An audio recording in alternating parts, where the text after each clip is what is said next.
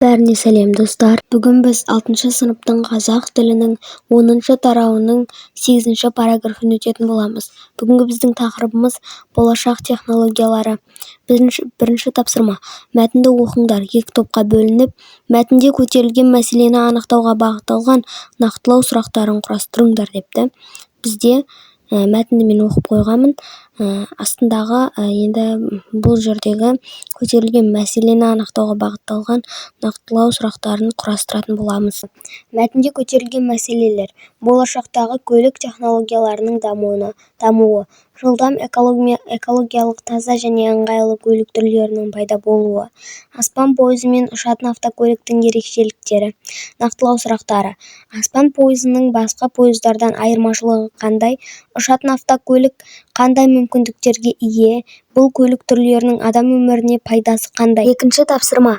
Ресми сөздер мен дайын тіркестерді, терминдерді орынды қолданып, оқу мәтініндегі жаңалықтар туралы 3 қадамды сұхбат жүргізіңдер. Жауабы: ресми сөздер мен дайын тіркестер.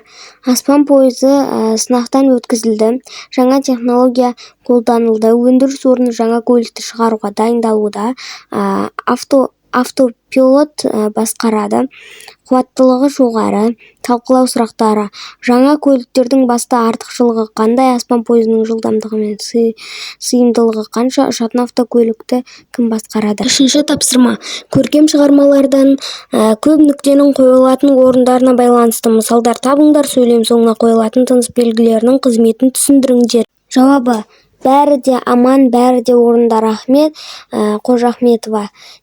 Тере тақсыр, Аймауытов. Өткен жұмада біздің үйге дәрігер келіп еді ғой, есімінің аты емес пе? Ерғалиев. Төртінші тапсырма.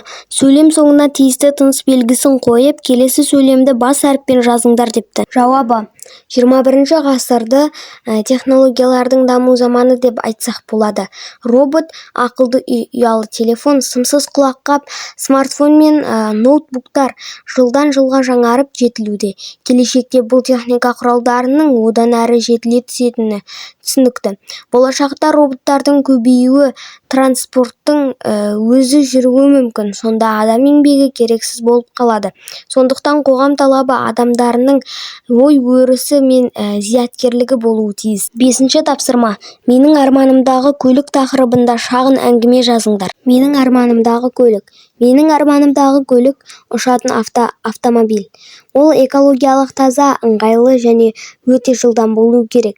Қала ішінде кептелістен оңай құтылып, әуеде ұша алатын мүмкіндікке ие болғанын қалаймын. Автопилот арқылы басқарылатын жүргізушінің тапсырмасы бойынша белгіленген жерге тез жеткізетін болса тіпті жақсы.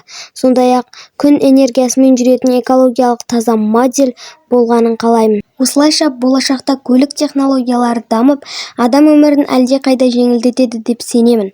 Достар, мені мамқапешіге жеткізіп тастау керек, сол үшін тез жеткізіп тастайық. Осымен менің жүмек толды, сау болыңыздар.